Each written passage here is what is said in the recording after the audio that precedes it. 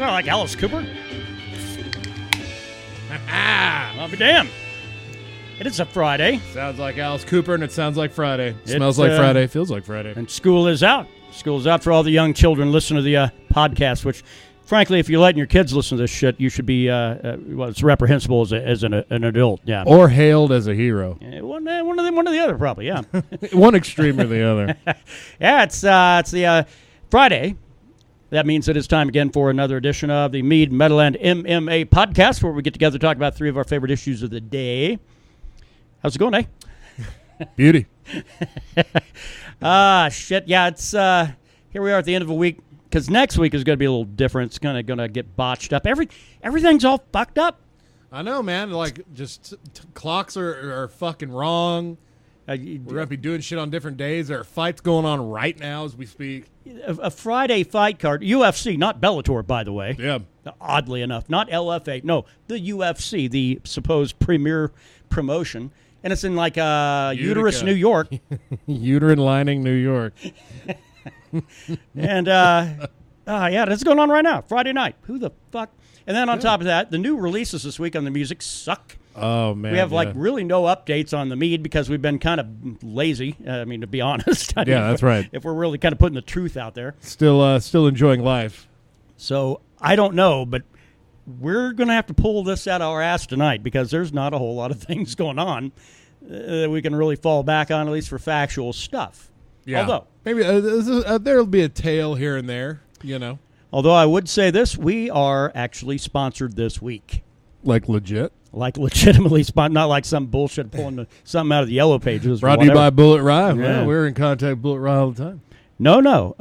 This week's podcast, by the way, our friend Gail picked up a bottle of mead from from Redstone Meadery up in Boulder, where I have been before. Yeah. And brought it down. It's a hopped, kind of one of their lighter carbonated meads, but it's quite sweet, quite tasty.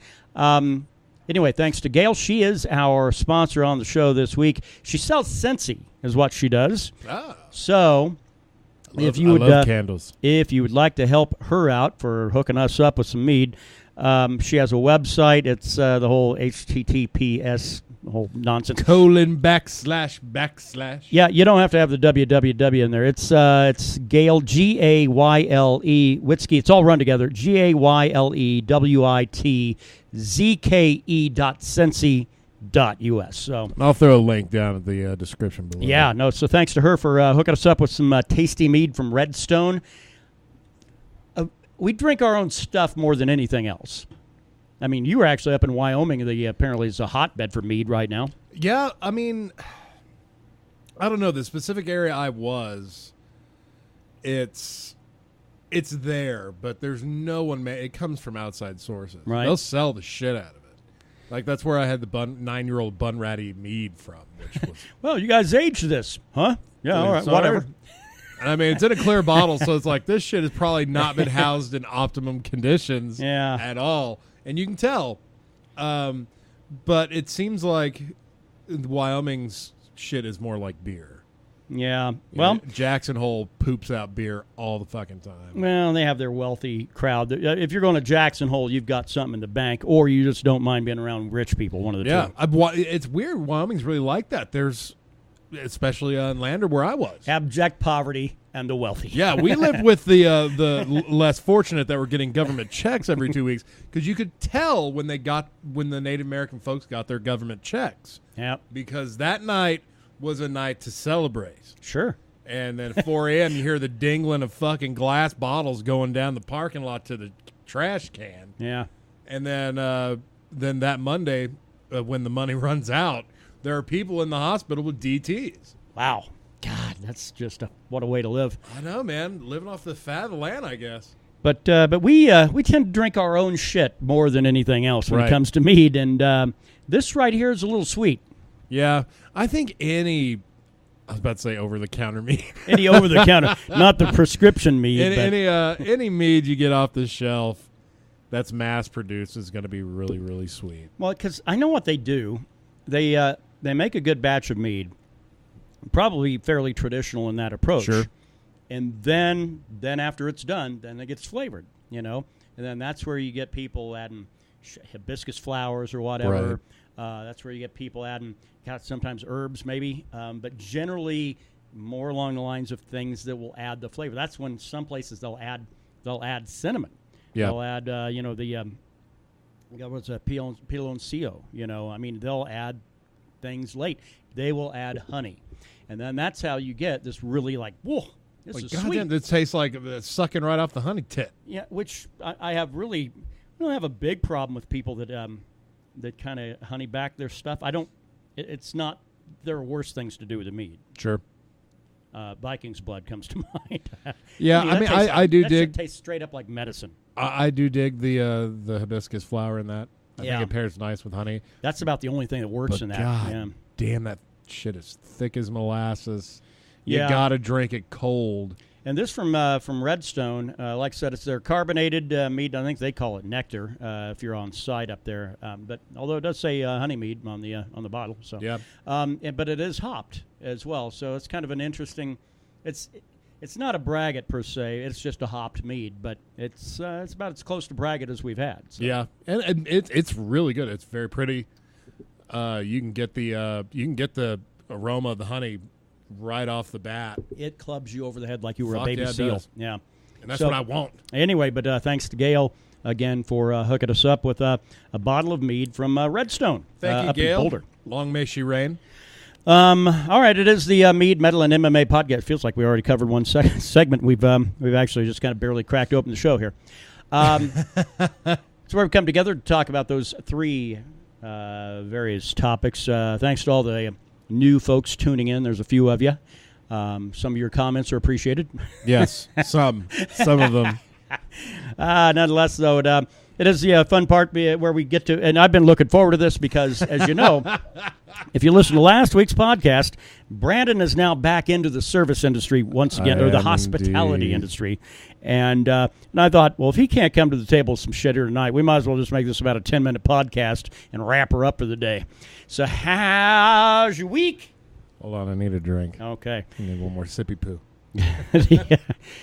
It's been hot. I'm going to bitch about the heat at least 5-6 times because it got up like 103 today, which that's not unknown for this area, but it is a little odd to be like, it's not even summer. Summer's 21st of June. First day of June, and it's, triple digits. Roswell's had like half the month of May. Yeah. Over 100 degrees. Yeah. That's right. That place deserves a burn anyway. Well, yeah, that's as long as people down there are uncomfortable to a minimum. Yeah. I'm happy. Right.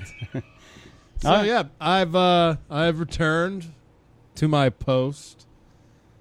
The guy I was replaced with was the guy I had replaced some years ago. It's like a weird daisy chain going on over there. Yeah, but being the owner's brother, if you want to come back, well, your ass gets to come back. And I think I've gone over before. They really coddle this guy. He's an older brother, but he's not the rich brother. Yeah. Yeah, so, you always want to be the rich brother. It doesn't matter. Ages and shit doesn't matter. Yeah, if you got the money, you are the champ. So, yeah, I went back, found out that he had fucking left him in a lurch. There's my 90-year-old saying for the day. Well, it is funny because you had said that it was going to be you were fairly confident you were going to be able to walk right back in, get your old job back. Which I thought, well, that's crazy because that guy had been there for years before you came along. Yeah, he fucking lived there for 5 years, working every night. And apparently, about a month. Yeah. Yeah, we that particular shift, it's hard to hold on to people unless they're fucking living there and getting paid buku's amount of cash. But then you run into someone like me, and it's like, no, I just don't like being around people. Yeah. Let me work the night. And I'll be happy doing that. You won't have to worry about these days. See, I would have thought that like the highest turnover would have been during the day when you got to, deal with the fucking public. Well, that's when the manager works. Yeah. So she's fucking salary, so she's going to be there. Yeah, I guess when she gets the pick of the hour. So, yeah. Mornings you deal with the fuckers leaving. Evenings you deal with the fuckers coming in. And nights you just deal with the fuckers. Yeah. Yeah, because you got to set up breakfast and all that other shit. God, if I had to work that shit, I would want it to be one of those old 50s style fucking motels where you pull in and you park right in front of your door. Yeah, right. Go in the little fucking 20 by 20 lobby to get like a boiled egg. That's right. Like not even that. It's like, oh, we don't have food here unless you have change for $1, and then you point to the little bag of chips machine. Yeah, which we don't have anymore, by the way. Oh. Yeah, okay. when I went back behind the fucking counter, there is now shelves with treats. They call it their super sweet mini shop, something like that. Basically, They got rid of the fucking vending machine and are now buying their own shit and charging a little bit more, and it's all going into their pocket. Well, I don't know. It sounds like you work for some people that will be able to figure out a way to sell snowballs to Eskimos. Fuck yeah. Oh, yeah. They're going to find a way to turn a buck on anything they offer there that's either for free or at a little bit of a markup. I mean, we're talking, if you want to, we got energy drinks. If you want a Monster Energy drink at 3 a.m., that's $4. Whew. Now, what do they retail at? About $1.50, $2? Well, they probably go in the realm of $2, but if you're getting a 4-pack from fucking Walmart, you're paying $5.50. Yeah. So, I mean, shit. And we're selling Walmart bottled water for $1.50. The Sam's Choice water. Great value, motherfucker. Oh, right. Oh, great value. Even better. Even better. That's right. That's the one they don't even want their name and brand attached to. So, there was a new girl who I went to relieve in the working sense on my first night back. Relieve her of all that tension. Yes. And apparently I still have that vibe of like I'm a rapist Shrek of some sort. Okay. Because this girl was really afraid of me. Like, legit. Wow. And I don't get it, man. I don't know if it's like a vibe I put off or something. Do I put off a rapey vibe? I've never worried about you, but I'm a dude. Well, yeah, that's true. But, I mean, like, you've seen me around ladies. Am I just, like, fucking in the back staring, looking for my chance to attack? Not that I've seen. Yeah. I figure I'm a pretty chivalrous cat. Right. And I, tried to like introduce myself to this broad. You don't strike me as like an incel or anything like that. Yeah, I'm a squishy little guy. Yeah. So after that, she's like, "Oh yeah, by the way, I flooded the laundry room." Like, oh, okay, rad. So yeah, I go back there, and sure enough, that's your first night back. First night back. Jesus. And of course, there's fucking laundry to be done, which I as we remember, I always love that shit. Yeah, we're talking like sheets and bullshit like that. Sheets, fucking towels, right, and like housekeeping bullshit that I need to wash that no one else will. So there was that. The first night was relatively quiet. It was the Monday morning of Memorial Day, and there wasn't a whole lot of fuckers there. But I did make it was a complete fucking accident. But I accidentally, I meant to do it because I thought I was right at the time. Called a little girl little boy. Oh. Well, did she look like a little boy? She did. Look like an Arya Stark type? You know what? Yeah. That's actually a great way to put it. A little shorter, just like little boyish-looking girl. Yeah. And her parents, one of whom was incredibly blind. Blind? Blind. Oh, yeah, dude took his glasses off, and I looked him right in his eyes. And there was no soul. And I didn't know what to do, man. I had because I looked at him like, oh, those eyes don't work. None of them work at all. One's looking that way, and the other one is open maybe about that much. Which you know what that means is that his hearing is acute. That's why he heard me when the little girl handed me the room keys, and I'm like, thanks, little dude. Ah. And in this age we're in, you have to really be careful about how you assign these pronouns, apparently. What, did they demand some recompense? Or No, it was just awkward. It was just really awkward. And then I looked and saw her walk away, and she was wearing a little dress. And I was like, oh, shit. So it's like a little girl and a dude and his wife? Yeah. She say, sir, you and that other dude have a good day. Because then it'd be like, oh, this cocksucker just calls every woman a dude. Later, dudes. Fucking boss lady comes in. What's up, dude? What's up, boss dude? That's your signature, man. I guess so. But keep you off the hook anyway. Thankfully, the little girl either didn't hear me or didn't give a shit. Because she promptly started crying because she lost like a little fucking fake ass ring or something she had gotten during her Memorial Day hubbubaloo and lost it. So So thankfully, that whole situation was diffused by her sadness, not over me calling her a little boy, there you go. over her losing a ring. There you go. So you were saved by the sorrow then. I was. That's a good fucking song title right there.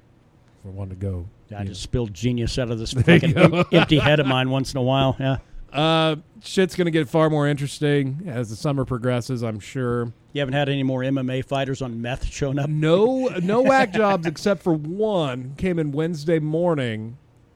Anytime that I know you're a meth head and you come into my establishment in the morning asking for a job application, I know something ain't right. Right. I know that's not the peak hours for meth heads to look for jobs.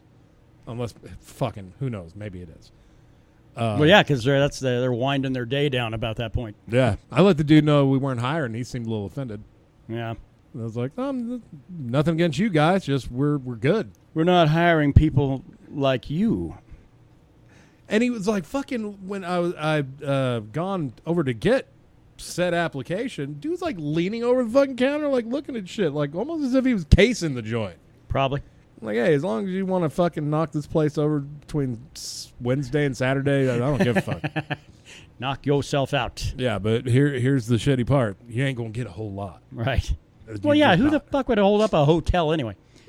I mean, nobody takes cash anymore unless it's like a fucking place where you take out a one-night stand or something. Yeah, and you got to be like a fucking savant to even get to our credit card shit, and even with that, you're not going to get very far. I mean, not really to throw out a lot of information for crooks, but goddamn, yeah, no, it's got to be a dive. It's got to be like classic American economy in kind of shit. Yeah, I mean, there have been times when I've had probably about $400 or $500 that I've taken in just from people paying cash for rooms that are over $100 with tax. God, I didn't know you guys even did that. So. Oh fuck yeah, we take cash. We also need like about $100 deposit to go with said cash payment. Which usually turns those people off. Well, maybe I should back up my comments about hotels taking cash being dives, but okay. That's right, motherfucker. We serve breakfast too, damn it. But I'm sure the tales are going to get more and more gnarly as the summer marches on. Yeah, because the just geography.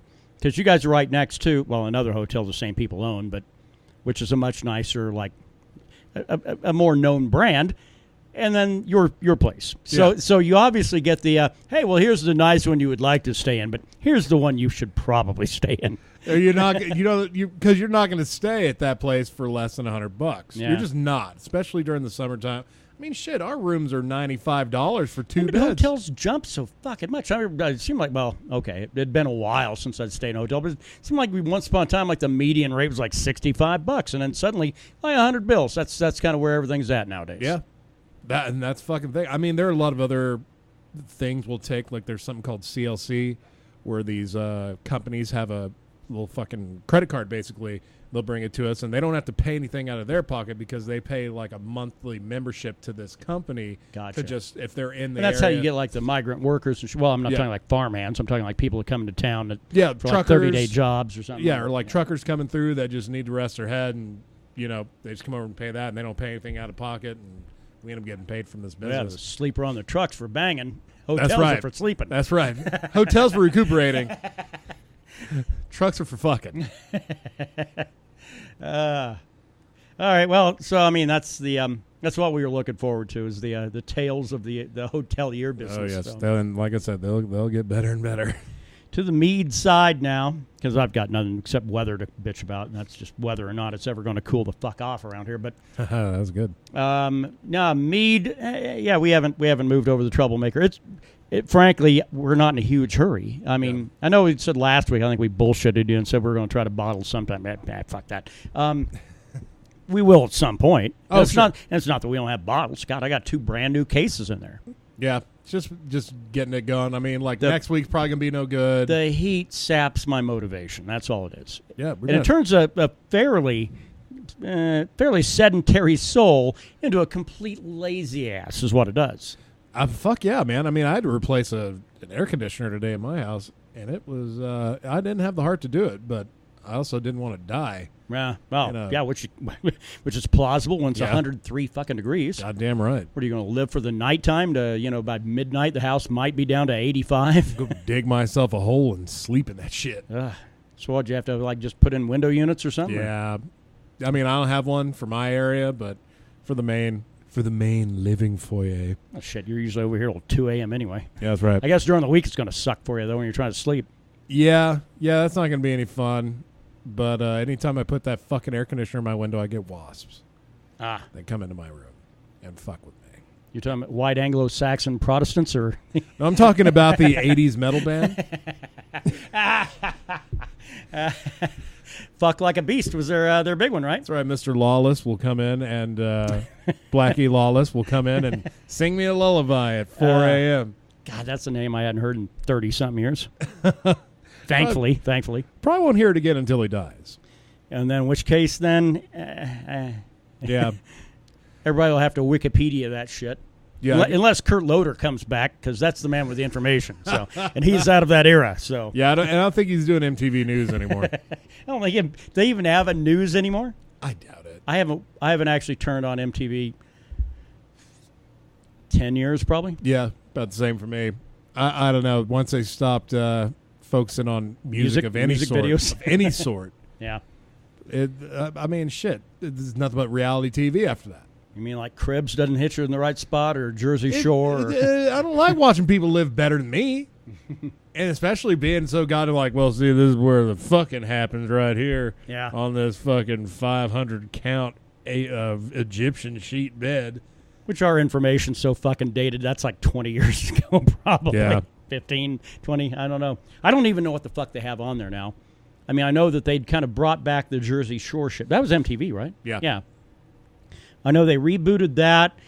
I think they still once in a while will reboot like Road Rules and the fuck's the one where everybody lived at Real World. Real World, yeah. They'll do shit like that, and they always do the mashup still. I think. I don't know. Yeah. Well, fuck, now VH1's owned by MTV, isn't it? Yeah. Because you see some old MTV shit on VH1. You can actually catch music there once in a while. Yeah, or VH1 Classic, which is probably the best music channel that's out there.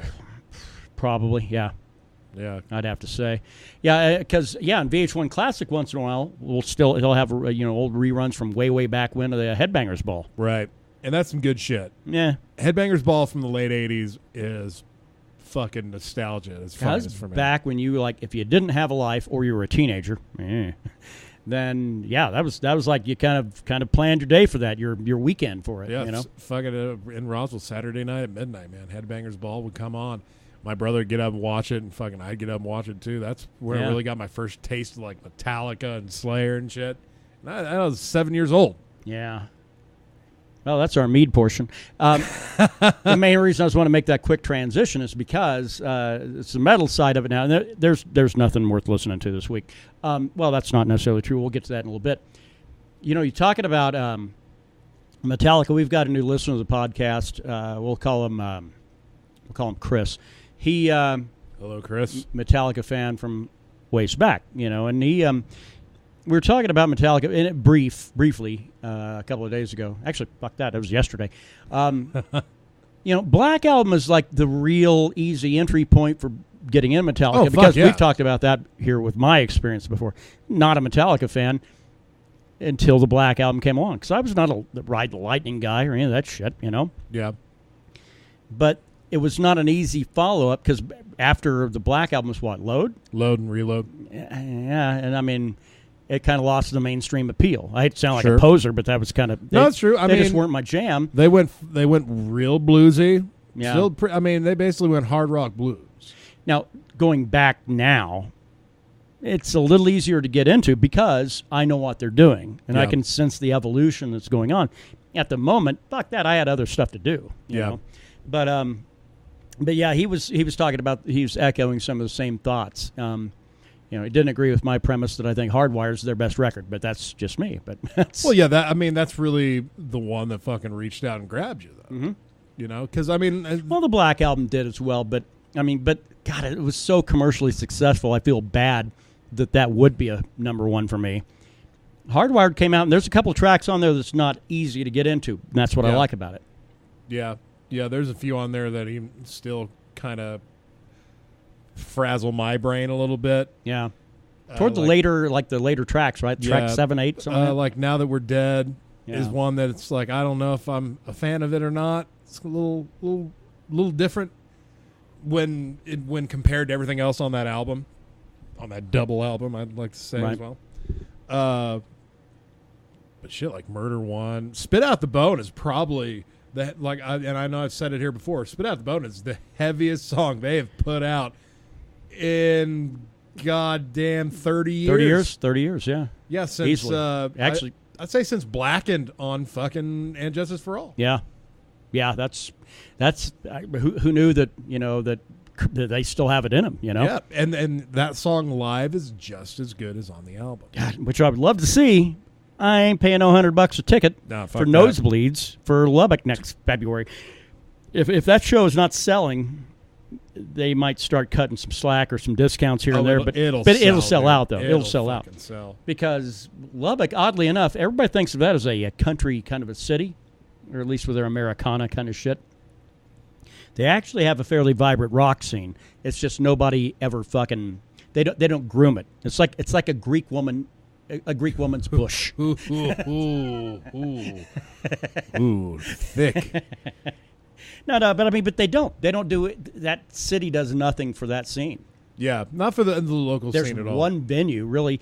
Two, if you really want to talk about some smaller shit going on. But come on, man. Jake's is the venue. Yeah, or the pavilion during summertime. Yeah, but I mean that's not a regular. I mean Jake's are they're booking fairly regular. Now, right. Granted, it's a lot of times what they're booking is some of the local stuff that doesn't get a chance. The good news is, here about a year ago, maybe a year and a half, the Spoon, the Texas Cafe, I think is the official name, but everybody calls it the Spoon. New ownership came in, and they are going a little more. They're leaning back into what their original roots used to be. That used to be a rock club, really. Yeah. Now, granted, it's kind of that Texas rock, Texas blues kind of a thing, but hey, at least it's a venue. Yeah, and something different. Yeah. I mean, Lubbock's pretty lucky to be where they are. Yeah. To be able to occasionally get some of these bigger acts like Metallica or Paul McCartney or even a Garth Brooks. I mean, when the royalty comes in, people are going to pay whatever the ticket prices are. Well, that's the whole thing. I mean, it is pipe dream to sit around thinking that Metallica wouldn't sell out, but yeah. But I mean, shit, Metallica, they should be fine charging $50 a ticket. Sure. I mean, yeah, if you want the front row experience, you're going to pay for it. Oh, well, I mean, that's what I'm talking about. $100 is your nosebleed. If you're wanting anything that's not on that top level, it's $165 and up. And the 165, you're way back at because the United Spirit Arena, you're way back in that kind of crappy area that actually it might be better to be in the nosebleed because that level, the visibility is not fantastic. Yeah. When I saw McCartney, it was fucking nosebleed supreme. Paid $100, but it was worth it because I got to see a Beatle do his work. Right. I've seen Metallica 3 times. Sure. And every time I've gone to see him, the ticket price has gone up and up and up. Well, and I don't know if it's a fair thing to look at it the same way. Maybe it is. Joe Rogan, when we're talking about a lot of MMA, Rogan always points out, he's the commentator for UFC, he will point out that, yeah, the experience is cool if you're there live, but to get the best view in the house, watch it from your own TV. Yeah. You might be able to make that same argument. If you have a great sound system in your house, I mean, there are enough high-def videos out there of Metallica, eat your heart out. Right. I don't know if that's the same, but it's got to be a pretty close parallel. Well, one of the best concert experiences I had with Metallica was going to see Through the Never at the IMAX. Yeah, and that was at the theater, right? Yeah, it was. I mean, it was. Fuck that. You were there. The sound system was top notch. That huge ass fucking IMAX screen, 3D. I mean, shit. I've never seen Hetfield in person, but goddamn it, I've been in front of his 20-foot head. Thing's fucking huge. But it's funny you mentioned Metallica. There was a story on Metal Injection where talking about the money they made on their European tour. Yeah. 19 shows on this tour at an average ticket price of $104. they made every night they came out, they made $2 million. Man, every night. So that tour like netted them like more than the gross national product of Botswana. Yeah, they fucking made Guns N' Roses money, which... Well, yeah, how long are they going to keep this up? That's the thing. I mean, that's the big motivating factor to go out and drop $100 to see Metallica. It's like, I don't know that we'll get a chance to see them again. Yeah, I mean, we're approaching... Maybe you do, maybe you don't. But we're approaching 40 years with this band. They started late 81. Kill 'Em All came out in 82. We're hitting the point where it's like these shows are going to be few and far between, and they might start slowing down a bit. And when that happens, I know they're just going to shut it down. Yeah, so I don't know. I mean, spend the money if you want. And who knows? Maybe I'll fucking hit some kind of a weird windfall or something like that, and I'll suddenly have the cash to buy tickets for me and you and Daryl and a couple other people. Find yourself an old broad that's like a diamond tycoon, sweeten her up. the heir to the De Beers fortune, yeah. There you go. Now, the other one that got brought up from our new listener was, why do we hate on Five Finger Death Punch so much? And honestly, the funny thing is, the answer to that really lies more with me than it does Brandon. Brandon talks a lot of shit about him, but you're actually sort of a fan. Well, maybe that's pushing it a bit. I think that is pushing it a bit because I've anytime I've talked about him on here, it's just been nothing but vitriol from me because I call them the epitome of Lubbock metal. Right. And which Lubbock metal is... is Volbeat. It's Five Finger Death Punch. It's Breaking Benjamin. It's all these big bands, pseudo big bands that will come to Lubbock, and like Lubbock will just lose their shit. Right. But it's all the same. Yeah. That's the problem I have with Five Finger Death Punch. It is all the same. Musically, though, do you have an issue?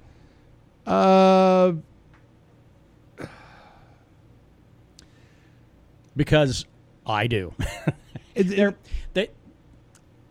They found the formula that works. Now, I understand if you're putting out tunes, I don't give a shit what your bag really is. If it's rock, if it's metal, if it's country, if it's blues, it's fine. But the music theorist in me says, look, I know what your deal is.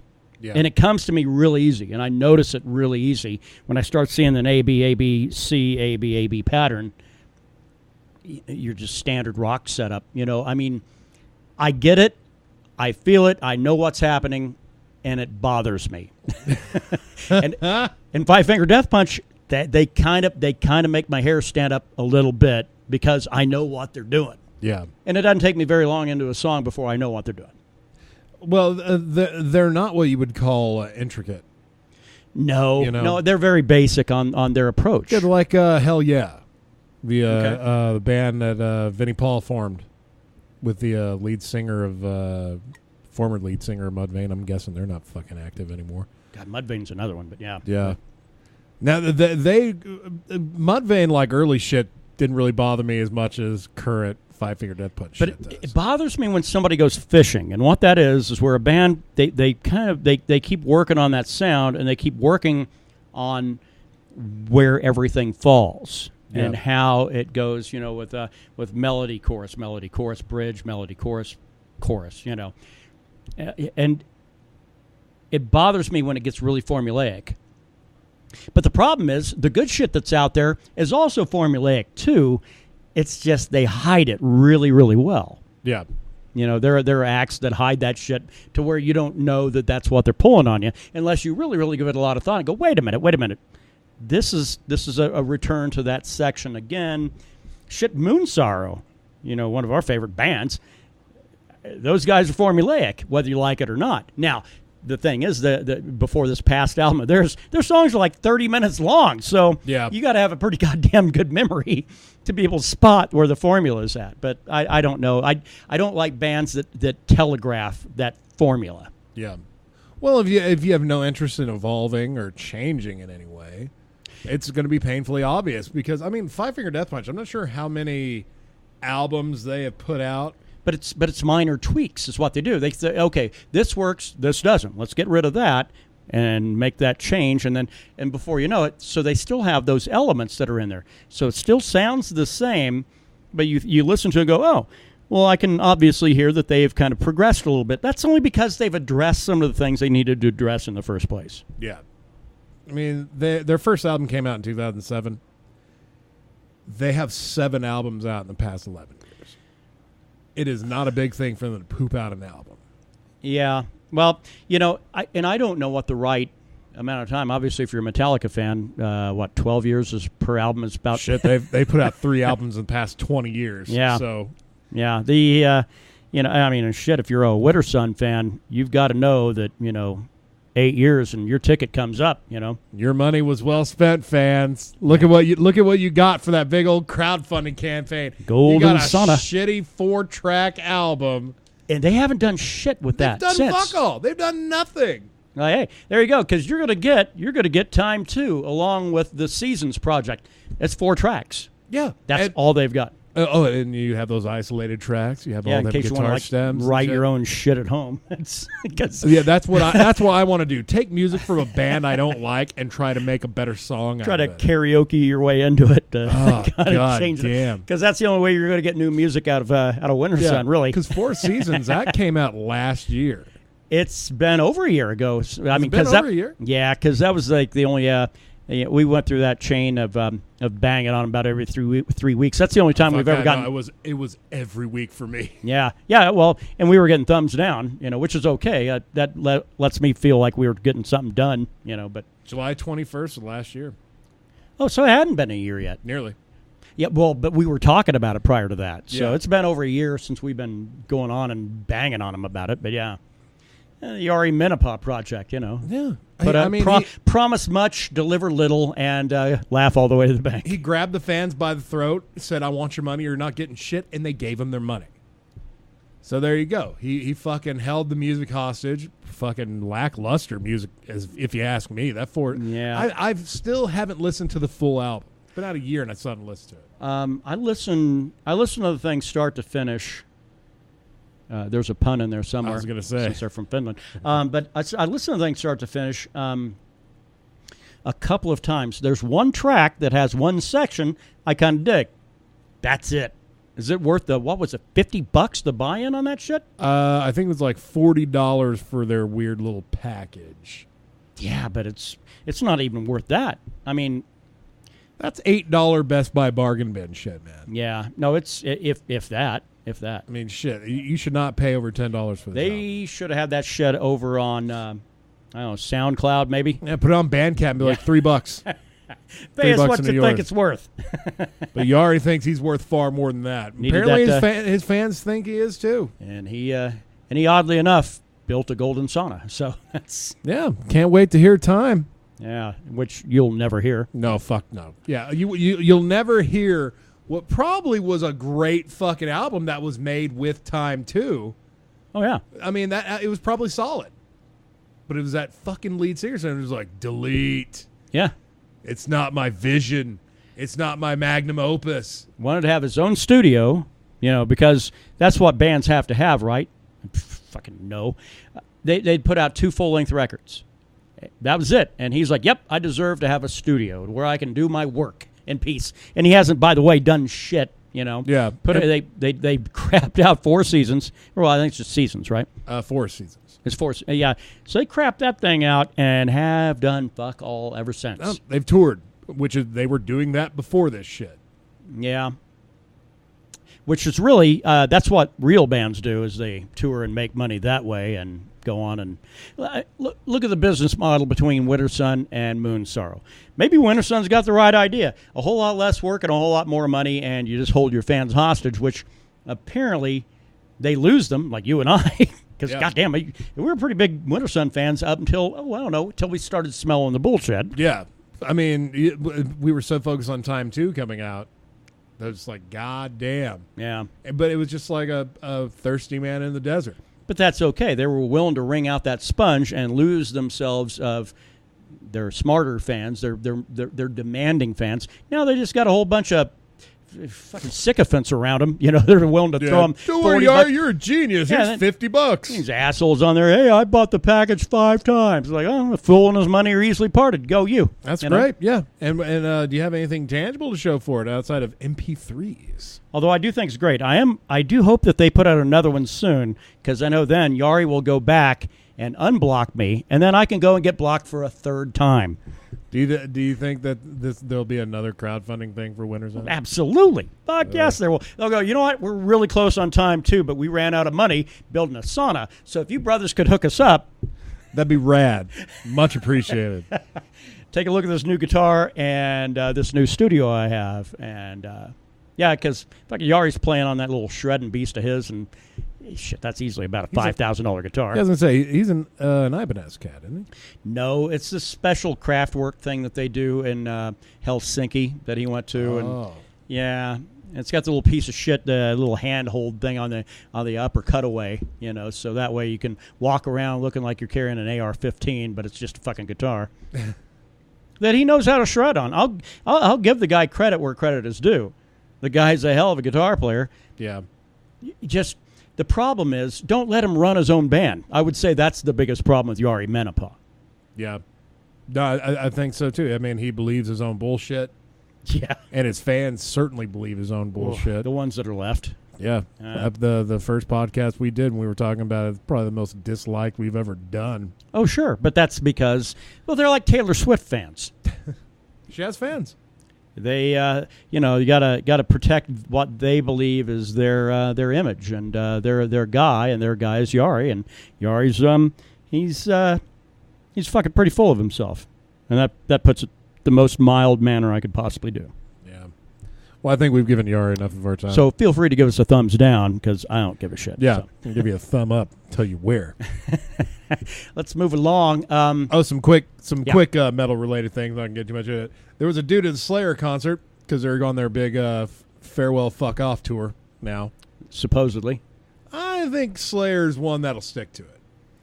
Yeah, because they don't. Kerry King's an asshole, and Tom Araya is done. Jeff Hanneman is dead. They don't have much left in the tank. Yeah. No, they put out that last album, and it was fine. Touring with Lamb of God, Anthrax, Behemoth, and Testament. They did surround themselves with a pretty good tour if you're that kind of if you're a fan of that. Yeah. This guy, they were doing a show in Toronto, and I guess this Canadian got kicked out of the show, and by the venue where they were playing is a river or something. Dude tried to swim his way back into the venue. Wow. Nearly died of hypothermia. Well, here's a weird tie-in is that the band Ghost has got a new record out this week. They had a fan die. I was reading about that, yeah. Yeah, I was want to say it was like I think it was Ohio, I want to say. But yeah, so down in the pit. So they're doing their basically their Rats live on tour, whole thing. It was last night. It was hours before the new record drops, and they had a fan die, but out of respect to the fan and his family, they went ahead and pulled the plug on the rest of the show because they were doing it. Apparently, Ghost plays some long goddamn shows. They have an intermission. God damn. This guy died during the intermission. God damn. That's it was Milwaukee. Oh, that's right. I knew it was some Rust Belt place, but yeah. Damn. People were fucking pissed off this guy in death. Like, great, this guy had to go die, and they had to cut their show short. Yeah, but you can't say it because we live in a society now. If you say anything, then you open yourself up to a lot of ridicule and people arguing with you. If you don't believe me, you can ask Roseanne Barr. Shit, right. I was really enjoying Roseanne, too. Kind of an odd reboot, but, I was watching... I don't know. Kevin Smith was on it. I don't know if it was one of his podcasts or somebody else's, but he said, because she was blaming Ambien, right? Yeah, that might have been the Rogan podcast. It could have been. They talked about that in depth. Yeah. Well, but he's right when he says, nobody took Ambien and became a racist. It really kind of just opens up what you probably did not want to voice. Yeah, if anything, it turns your filter off. Yeah. So, I mean... Does she have racist thoughts? Does that make her a racist? I don't know. I think she probably has thoughts, but I don't think she's full on working. Actively racist. Yeah. I don't. Yeah. I don't know. But stupid. Yeah.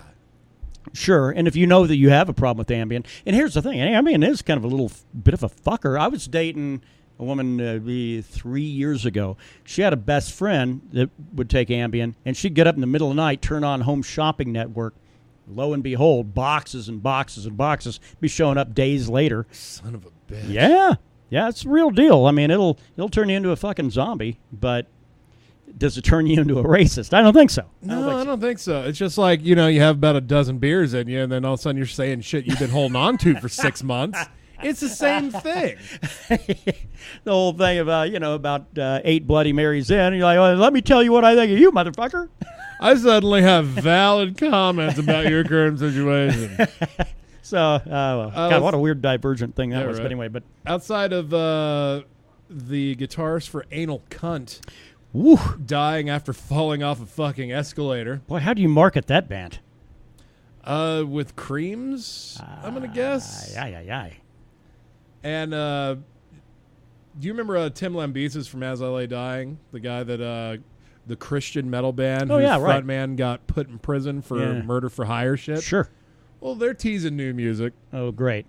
I'm sure their fan base is just frothing at the bit to get at it. Do you back a band whose frontman was in prison for trying to hire someone to murder his wife? I think if you're a contentious atheist, I think you do. Because it's just the world doing its thing. And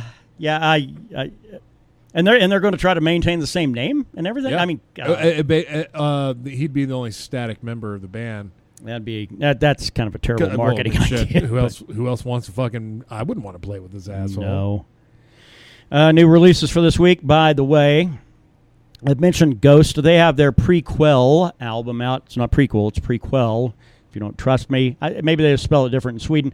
The one thing I will say about Ghost, we listened to some of the tracks last night. I'm not a fan. They're pretty divisive. You either like them or you don't. But their track Rats, man, if you like the late 80s Scorpions, late 70s Blue Oyster Cult, that might be a track. That might be your track for the week. But the rest of it I found to be very subpar. But nonetheless, my pick for the week actually is Witch Skull. Yeah, I'm going to be piggybacking on that. The funny thing is, bands. I had to amend my my thoughts. Is that when you have a band with the word witch in it somewhere, whether it be Bell Witch, whether it be Coven Witch, whether it be Sorrow, all this other, it's almost always a female lead singer. Not so with Witch Skull, but it turns out there is a commonality, and that commonality is whoever the lead singer is likes to sing in a high register and likes to sing far off key. And we use the term singing rather loosely. Now, the good news is with them, at least on the one track, because that's the only one we could find, it was Raven. They have him way down in the mix. That lead singer's way down in the mix. Yeah. If you a little bit bothered by a little higher pitch and things that are kind of about a half step off, maybe it might not be your thing. But I don't know. It might be worth checking out. Got Convictions. They've got one out. Not a big fan. It sounds, again, another formulaic band, but there is actually a really interesting one that is out. Power Flow with their Bring That Shit Back, the rap metal band as they are. I haven't heard rap metal in a while. Yeah, I was a little shocked that somebody had the balls to put something like that out. But I mean, unless it's like Body Count with fucking Ice-T. Yeah. Well, and Anthrax used to kind of get sure. Oh, fuck yeah. I mean, but yeah, this is more rap than metal. So have at it. Alien Weaponry has got one out, which I was not aware. They're all fucking teenagers. Yeah, from New Zealand. God damn, must be nothing to do there. Yeah. But they're certainly backed by people who know what the hell they're doing because they're marketing right. Nervosa has got one out, Downfall of Mankind. Not a fan. It's a death metal band. But they're out of Sao Paulo. If you're a fan of, who else was out of Brazil? Sepultura, Soulfly. Yeah. Max Cavalera and company, basically. Yeah, maybe that might be more for you. But and if you're really just looking for rock, like an Oasis kind of rock band. Modern Maps has got out Hope You're Happy this week. It's not bad if that's what you're kind of into, but yeah. But that's it. I'm afraid to say that is it for the new releases this week. It might be the worst new release week we've had since we started keeping track. Yeah, especially certainly for the year. Yeah. Certainly for the year. I know. I'll go pick up that Def Leppard box set and see what that's all about. That is new out today. They're Volume 1, by the way. So that means we know that you'll be getting to buy another one. Fuck yeah. Well, these guys are almost 40 years old, man. I think we're actually shit. No, I think On Through the Night came out in the 80s, right? 83? I think that might have came out in the late 70s. Oh, wow. Def Leppard, if not really? like 81. Yeah, pretty early 80s, yeah. 80, yeah, because that, then High and Dry, not that I know anything. Yeah, because I didn't start hating them until I was like in junior high, so yeah. That's, so you're lucky. You didn't have a brother that loved that shit, so now there's songs you hear, you're like, fuck yeah. My brothers had much better taste than that shit. Right. Well, my brother was born like 2.5 months premature, so I can't really hold it against him. And he used to sit in the car with the windows up in the middle of July. He gave me Metallica, but he also gave me Def Leppard. Shit. All right, well, let's move on to the final portion of the show, MMA. And as we had mentioned at the very early part of the show, we're missing fights right now just to get this particular content out to you right now. That's true. Of course, we're not doesn't seem like we've been missing out on too much. UFC does have a card coming out of Utica. Fight Night 131, headlined by Jimmy Rivera and Marlon Moraes. God, by the time this uploads, they're probably all done, yeah? A main card starts at 8. Yeah, but I mean, by the time we get it uploaded and people are listening to this, and we're almost an hour in, it's, They got 6 fights at 8 o'clock. That should probably wrap up 11. Yeah, I don't know. Unless folks been finishing fools all day. Yeah. I think the big news coming out of MMA this week is the retirement of Michael the Count Bisping. I could give a flying fuck about Michael Bisping. Here's the guy that George St. Pierre spooned here to win the middleweight title here. And then Calvin punched him so hard he needed to be spooned again by somebody else. Man. You talk about a divisive fighter. I mean, if you look at it and you think, well, you know what, this guy really, most of this was a show, and most fighters are. If you don't like a guy because he talks some weird shit, unless it's probably Conor McGregor, probably that's just a show. Yeah. Because I think Conor buys his own shit. I really do. Oh, fuck yeah, of course. But there's some about Bisping, though, that he shouldn't have been the middleweight champ to begin with.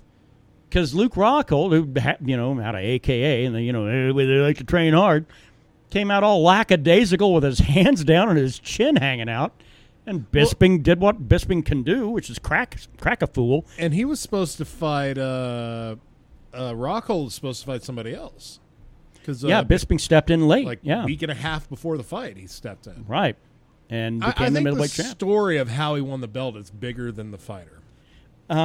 Yeah, and I think that's probably fair because he really kind of a middle-of-the-road middleweight. And once he won that strap, God, he did not want to fight anybody unless he knew he was probably going to be able to defend it. Yeah. Fought Henderson, and Henderson beat him, if we're being honest. But absolutely. Judges found that Dan Henderson didn't do enough, I guess, to win the rounds, and so they kind of gave the whole nod, wink, wink championship, champion advantage. So, so Bisping was able to retain his belt. But, yeah, George St. Pierre came out, and there's Bisping thinking, this guy's been out 4 years. Talk about some ring rust. I should be able to ragdoll this fool. No.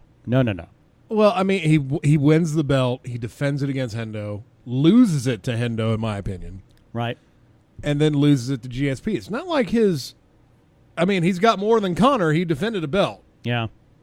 Successfully in the eyes of the judges. But it's not like his title reign was epic. The way he got the belt was epic. Short notice, just knocked out Luke Rockhold, who clearly didn't give a fuck about being fucking middleweight champ. Yeah, apparently. The best thing is his title reign gave us was Hendo. Hendo should have won that belt and retired that belt and just left it in the ring. Right. And it would have been a beautiful moment. That's what we were hoping for, and that's what it looked like. It looked like Hendo won 3 out of 5 rounds, but who am I to say? Well, you remember what fucking Bisping looked like after that fight? Oh, Hendo just looked a little exhausted. looked like he was probably ready to still go out and hit the town if he wanted to. Bisping looked like he was on his way to the hospital. Yeah, and I think he went to the hospital, spent the fucking night there. He almost nearly had a broken orbital, right? Yeah. Oh, fuck yeah. Because, I mean, he basically got caught and hammer-fisted on the ground like he did in the previous fight, only he didn't fucking detach his brain. Yeah. Yair Rodriguez apparently has made some inroads with the UFC, and he may be coming back to fight Zabit Magomedsharipov. Oof. That's a fucking tough one. Magomed. We're going to call him Magomed. Yeah. Well, Yair had Frankie Edgar put a beating on him, and then he was scheduled to fight, I think, on the one of the Brazilian cards. They had offered him the Magomed Sharipov fight, and before that they had offered him Ricardo Lamas, and he refused them both. Yeah. And then he didn't have a job anymore. Right. Well, because that was a year ago that he lost to Frankie Edgar. Man, if you're not physically injured or a champ, you better be stepping up to take fights when the UFC tells you you're going to take a fight. Well, that's your fucking job. Right. I mean, if you're waiting on the money fight, you're going to be out of money. Sitting back and kind of cherry picking until there's, a Mexico card or something? I don't know what he was doing. I have no idea. I think that loss to Frankie Edgar shook it.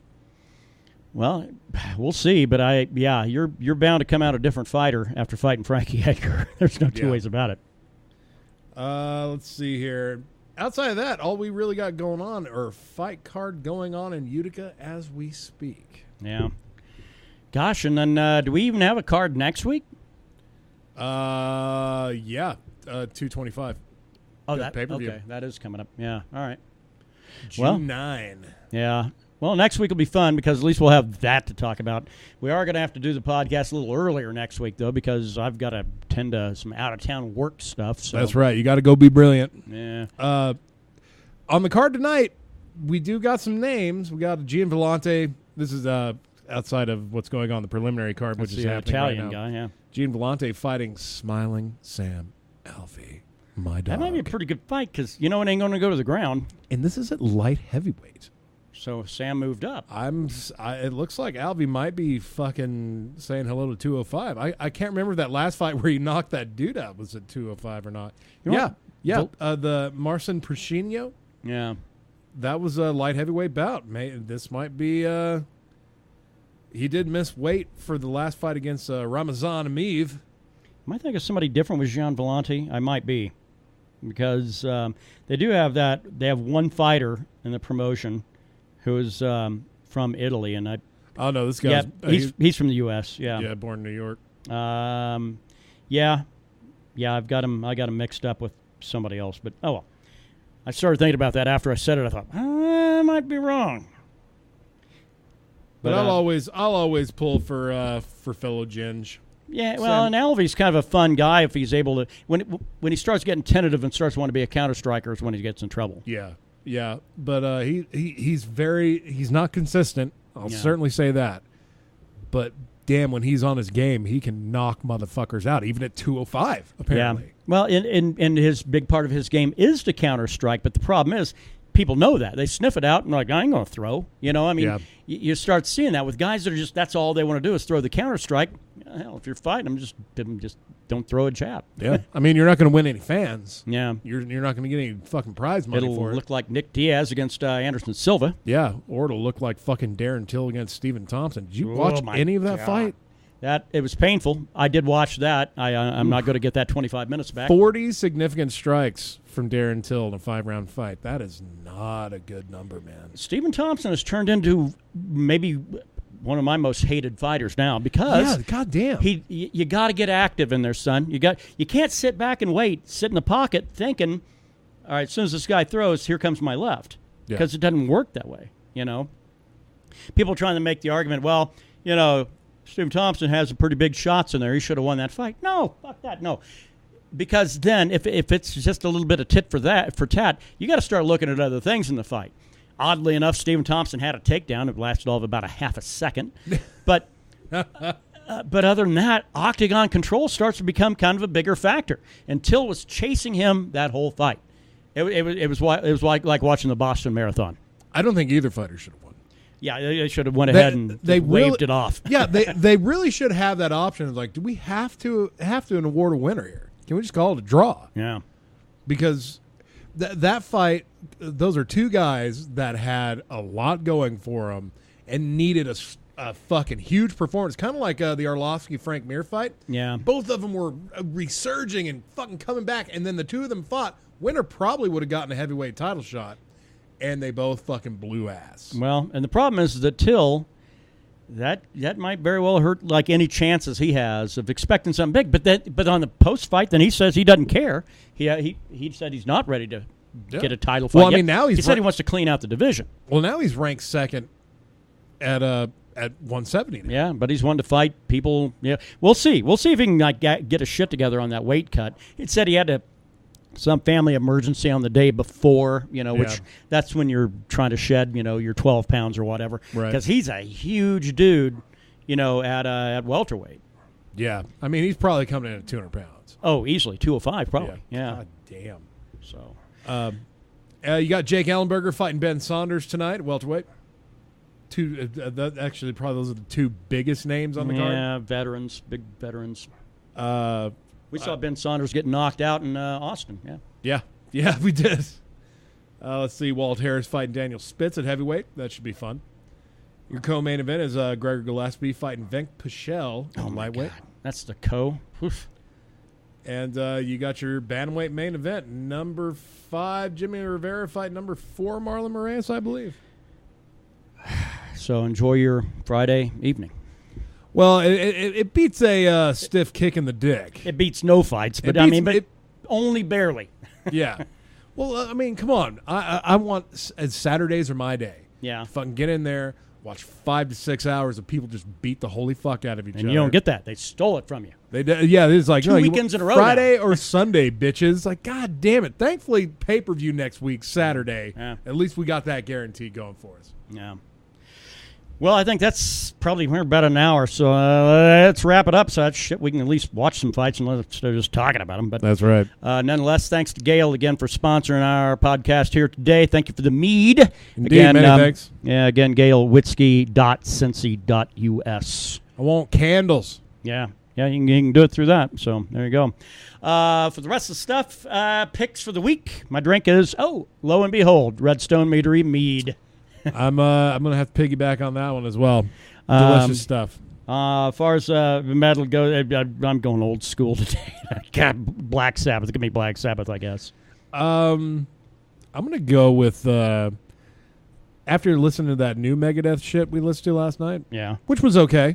I mean, it was thrashy, it was riffy, but Dave Mustaine is clearly going downhill vocally. Yeah.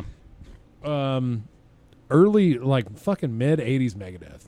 Okay. Like 86. Fair enough. And fights. Smiling Sam. I'll jump on that one. That's the only one I care about on that card. So. Yeah. I mean, the main event looks good. So, you got 2 top 5 fighters fighting in the bantamweight division, which is fucking stacked. And Jimmy Rivera's exciting to watch, but come on, man. And I was looking at the quick sidebar. I was looking at the light heavyweight rankings.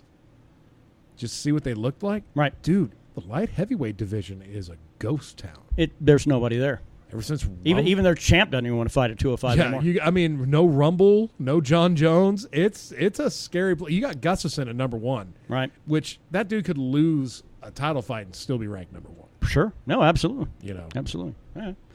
Hey, well, that's going to do it for the podcast this week. Appreciate you heathens putting up with us on a Friday evening, and we'll be checking in with you again next week on Wednesday, where we pick it up again with another episode of the Mead, Metal, and MMA podcast. I think War Pigs this week would be good, yeah?